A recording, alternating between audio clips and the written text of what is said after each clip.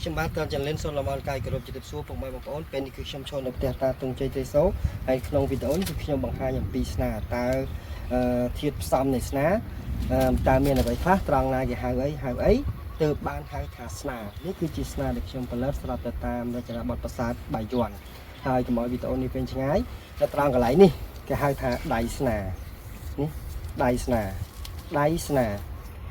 ត្រង់កន្លែងនេះគេហៅថាតួដៃស្នាហើយកន្លែងដែលវារលាស់ត្រង់នេះពីនេះទៅដល់កន្លែងត្រង់នេះហៅថាដង្ហើមដៃស្នាហើយនៅត្រង់កន្លែងនេះហៅថាចង្គួយស្នាអញ្ចឹងនៅត្រង់កន្លែងនេះចូលដល់កន្លែងដងដែលត្រង់នេះហៅថាបង្គង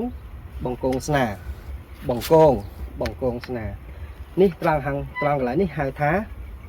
ក្បាលបង្គងឬក៏ក្បាលតម្រង់ហើយបន្ទាប់មកនេះត្រង់កន្លែងនេះហៅថាភ្លុកបានន័យថាកន្លែងដែលដៃស្នាចូលក្នុងកន្លែងបង្គងនេះហៅថាភ្លុកហើយត្រង់កន្លែងនេះហៅថាស្នាប់បង្គងគឺកន្លែងដែលកាន់តម្រង់ចេះបាទស្នាប់បង្គងពីកន្លែងនេះមកដល់កន្លែងនេះហៅថា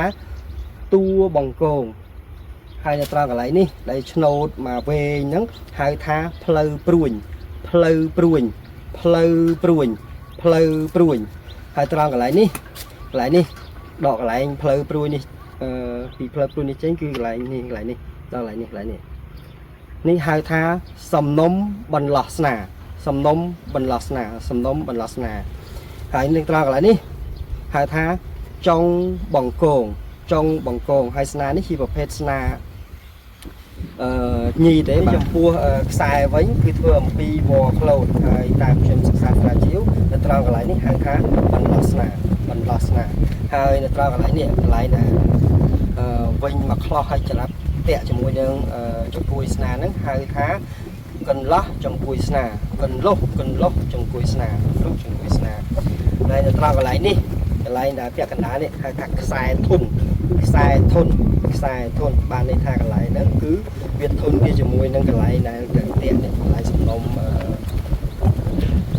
បន្លោះស្នានេះអញ្ចឹងវាវាយព្រួយទៅគេហៅថាកាយស្នានៅត្រង់កន្លែងនេះគេហៅថាក្បាលកោះ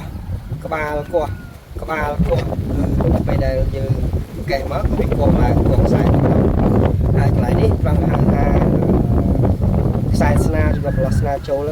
ន្លែងនេះផកហ្នឹងគឺហៅថាថ្នាក់ធុនតួថ្នាក់ធុនកន្លែងនេះហៅថាតួថ្នាក់ធុននេះហៅថាតួបញ្ជានៅពេលយើងកេះមកគឺយើងបញ្ជាកាយនេះកោះខ្សែស្នាឬក៏បន្លោះស្នាឡើងទៅគឺធ្វើឲ្យព្រួយនឹងវាយហើយធ្វើឲ្យខ្សែនេះគឺវាយព្រួយទៅមុខតែម្ដងហើយចំពោះនេះវិញហៅថាព្រួយអញ្ចឹងក្នុងព្រួយមានន័យគេខ្លះគឺ